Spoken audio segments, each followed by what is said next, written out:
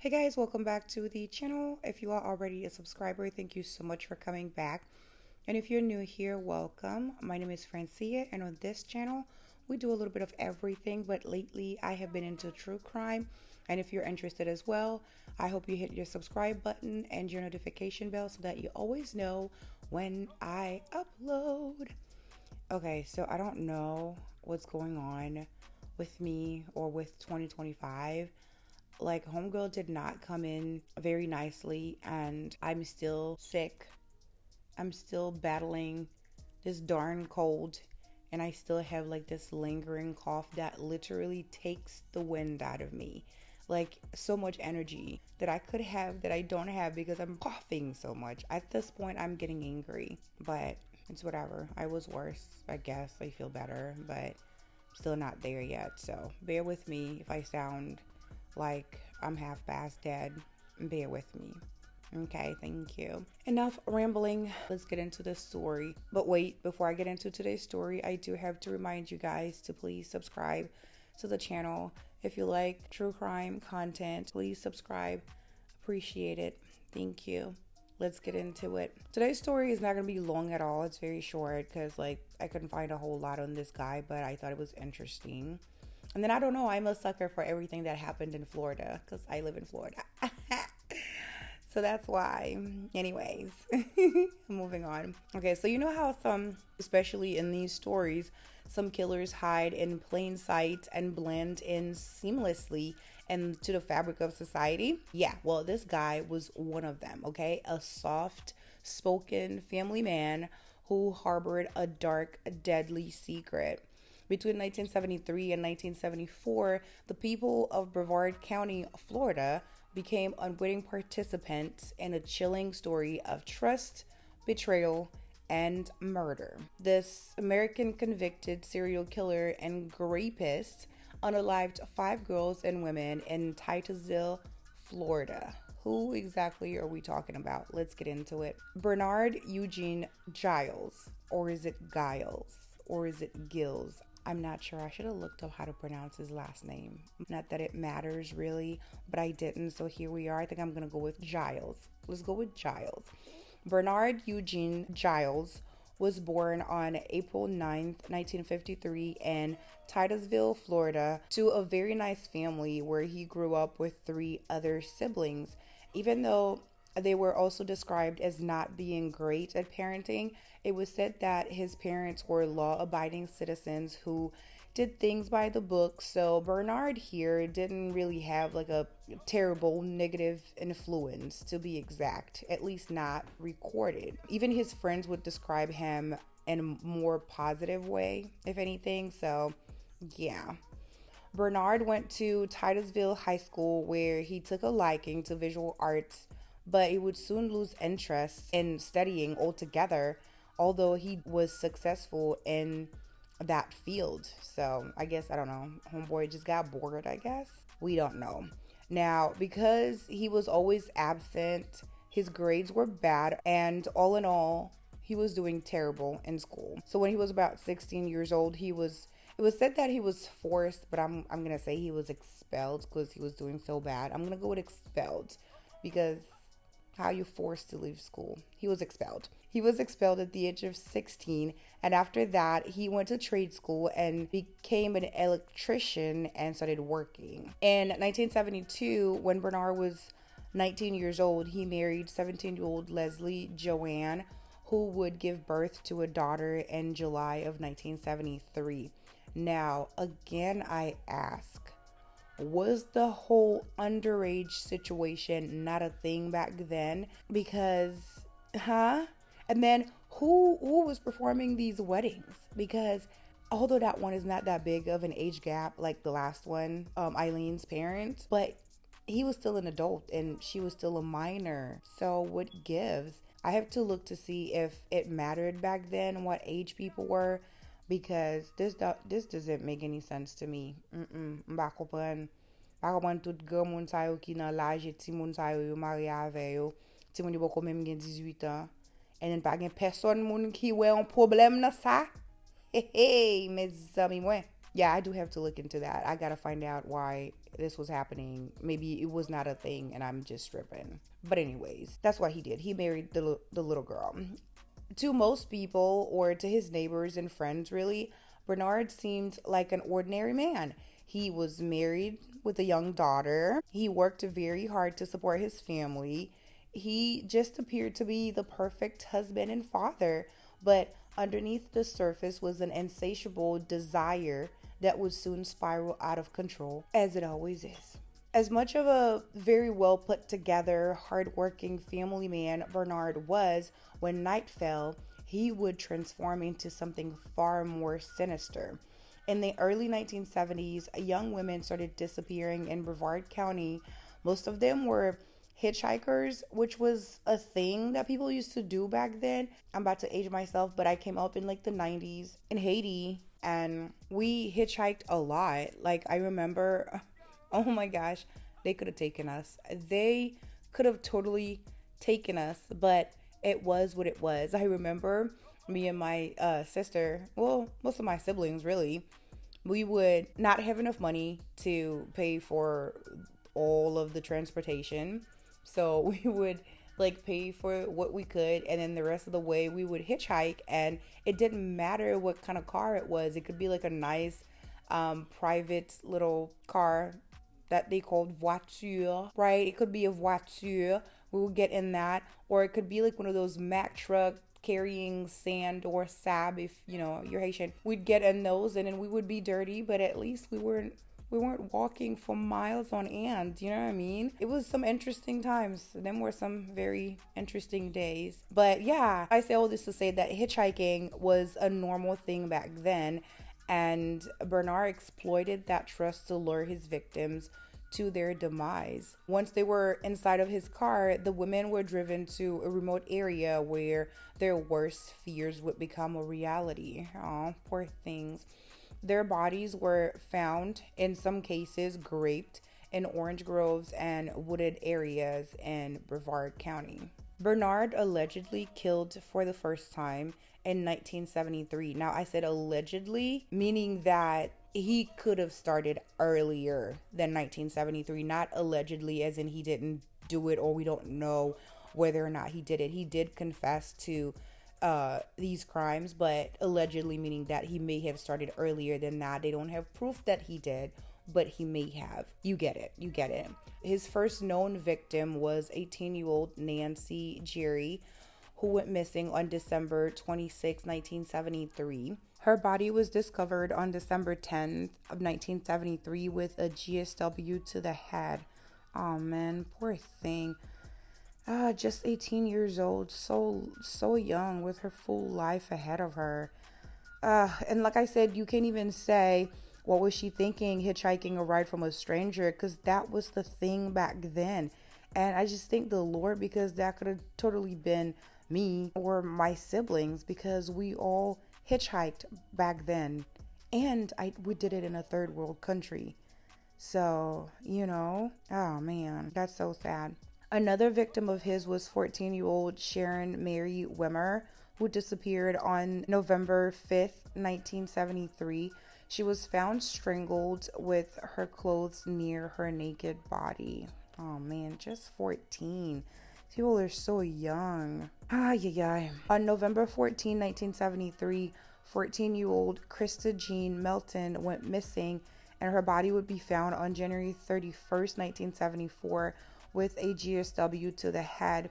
That is just horrifying. Can you imagine, like, a poor little girl, 14 years old, facing the barrel of a gun just for catching a ride with somebody? And it's not like something that you were doing that was so wrong. It was like a common practice back then, and it's just, oh man, that's just so evil. Like, what do you have? What could you possibly have against a 14-year-old? Or just against anybody for that matter? That's just psychotic. Ugh. But that's not all. A 17-year-old Carolyn Jean Bennett wasn't so lucky either. She went missing on November 15th, 1973, and they found her remains on December 25th again with a GSW to the head. I don't know what was wrong with this guy. Like, do you know how miserable you have to be? Excuse my fire thingy, sprinkler thingy. I don't know whatever you call that. Keeps beeping. Yeah, do you know how miserable you have to be out here shooting little girls in the head? And it's not like he was this big bad old person. He was literally around their age. He was 19 years old doing all of this. I don't understand what was so hard for him to feel like he could relate to their situation. What was so hard for him to understand like how much fear they were in. They were teens just like you were. That's crazy to me.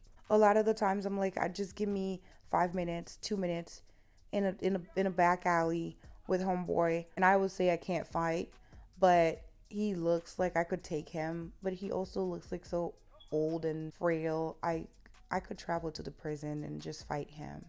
I'm serious, but let's not. And last but not least, he unalived 22-year-old Paula Darlene Hemrick on November 17, 1973 by strangling her, and her body was found about a week later. Oh man, all the cases, all the little girls that perished at the hands of this person, it's very sad. But Darlene, oh my gosh, she was a mom of 2 boys, and she was just catching a ride from Orlando to Titusville to go see her children, and she did that, a few times a week. It wasn't specific as to why she wasn't living in the same city as her children, but it doesn't matter. She was just catching a ride to go see her children, and he did that to her. I just as a mother, oh man, I just can't even imagine those kids having to like grow up without their mom. This is just senseless. It's just senseless. Now I'm feeling like I really want to fight him.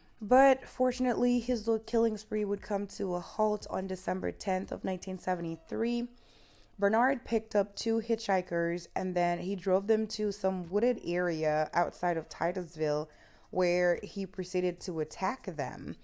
They fought him with everything they got in them. Good for y'all. Way to go, girls. Which made him even angrier. He did not like that. Homeboy was not happy. He was like, how dare you fight me? He then pulled out his little weapon to like unalive them right then and there. But thank God the weapon got jammed. It malfunctioned or it misfired. Whatever the case was, the point is, there was a little bit of a problem, and they used that time to escape and went straight to the police, where they give like a great, wonderful, vivid description of the man who attacked them, his car, and they even somehow got his name and gave everything to the police. So the next day, homeboy was arrested. They examined his car and his weapon was seized. He was then charged with assault and attempted rape. After they arrested him, they opened an investigation on him as being the suspect in the disappearances of 11 other girls who went missing since around the time that he started his little killing business. But in January of the following year, most of those girls turned up, and he was no longer a suspect in those cases. However, he was not out of the woods, okay? And in court, a forensic ballistic examination confirmed that his first victim, Nancy Jerry, was unalived using the weapon belonging to Bernard. So he was charged with her murder. And homeboy swore up and down that he did not do it. He was like, absolutely not. I am innocent. I would never. How dare you? He didn't say that, but he just claimed that he didn't do it. And in early 1974, his lawyers decided that they're going to file a motion to have him medically examined for insanity, which they did. I guess motion was approved. They did examine him for insanity. Now, although I will say that one could argue that he is not right in the head given the crimes that he had committed, the examination results showed that he did not suffer from any mental illnesses or abnormalities whatsoever. He was declared sane to stand trial, and so the trial date was set for April 29th of 1974. Now, the prosecutor had said that if they went to trial and homeboy was convicted of murder, they would seek the death penalty, right? Now, once Bernard heard that, you know how they are. They're cowards who dish it out but cannot take it.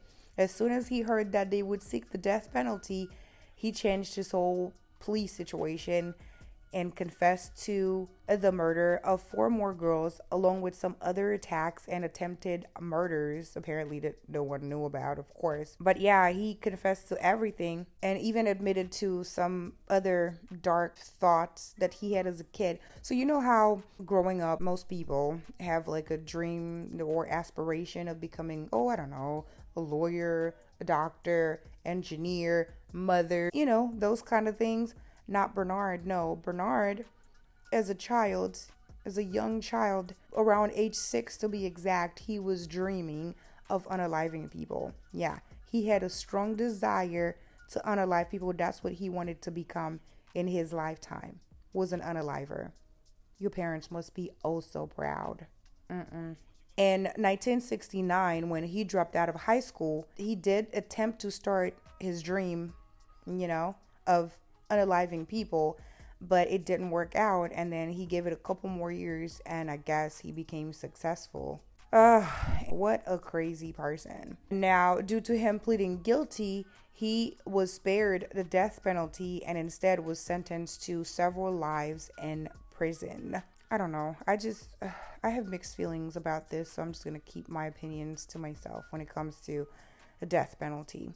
In October of 1979, while he was serving his time at the Florida State Prison in Brevard County, he had the brilliant idea to try and escape, which he did, right? Homeboy was gone for like a whole 26 hours before they found him, but they did find him, okay? And they added like 15 more years to his sentence. Not that it matters because he's supposed to rot in there with a whole bunch of life sentence, but they did that. Ever since then, he has been moved around from one penitentiary to another in the state of Florida. But homeboy is going to be in there until he kicks the bucket, and we are here for it. Okay, we love this for him. Over the years, Bernard has spoken about his crimes in prison interviews, offering a rare glimpse into the mind of a serial killer.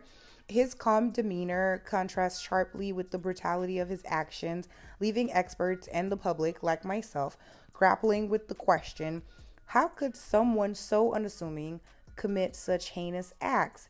Now, I watched his interview with Piers Morgan that he did in 2019, and he did say something along the lines of him wishing that he had unalived the young girls that he unalived, but the way that he was talking about the murders was so matter of fact.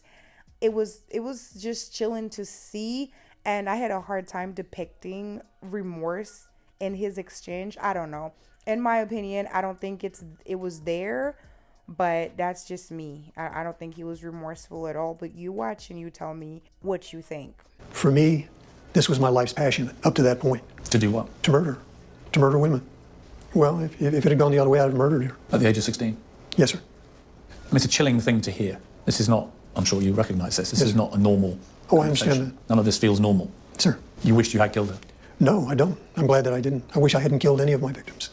Yeah, like I said, I'm not picking up on remorse necessarily, but he was aware of what he did, and it was a very honest interview, if I do say so myself. But he represents the classic case of a psychopath. They're charming, calculated, and utterly devoid of empathy. I couldn't find anything. He was just very straightforward, like very matter of fact, like I said. Like he knew what he was doing and he knew it was wrong, but he simply just did not care to stop. He didn't care to not do it. So for that, I said, may he rot in prison to the highest level of rotivity. May the rotterization of his rottedness be heightened to the highest level of rotivity. That's my wish for him, because those kids, loved ones, they didn't even get to say goodbye. You robbed them of so much. I don't have anything nice to offer you, my guy. And that, ladies and gentlemen, is the story of Bernard Eugene Giles. Let me know what you guys think down below in the comment section. One thing I did find interesting was that his mental checkup did not come up with any specific diagnosis for him, but then again, I don't know exactly what they're checking for when they're looking for sanity versus insanity when it comes to a trial situation. But I feel like he should have been diagnosed with something, because you cannot tell me that homeboy was right in the head. You get what I'm saying? Something would have turned up. He was going through something. He was dealing with some stuff. And although I couldn't find a whole lot of information about his childhood, I'm sure homeboy was doing some stuff. He was torturing animals, doing some weird stuff as a kid that he don't speak about, that no one probably witnessed. Or if they did witness, they probably were weirded out by him and was scared about it and didn't talk about it. But I'm sure as a kid, he did some stuff, because he did admit to like having some thoughts around 6 years of age. So I'm sure he did something, and he had, I'm sure, the trifecta for a psychopath. So I'm very surprised that he was not technically diagnosed, but I'm doing it. I am unofficially diagnosing him with some stuff. Yeah. Anyways, that is all I have for you guys today. Let me know what you think down below in the comment section, even though you guys never do, but I mean it. As always, thank you guys so much for watching, and please don't forget to like, comment, share, and subscribe, and I will see you guys in my next one. But until then, I hope to see you in the comment section. Bye. I gotta figure this cold out, because this is ghetto. This is ghetto.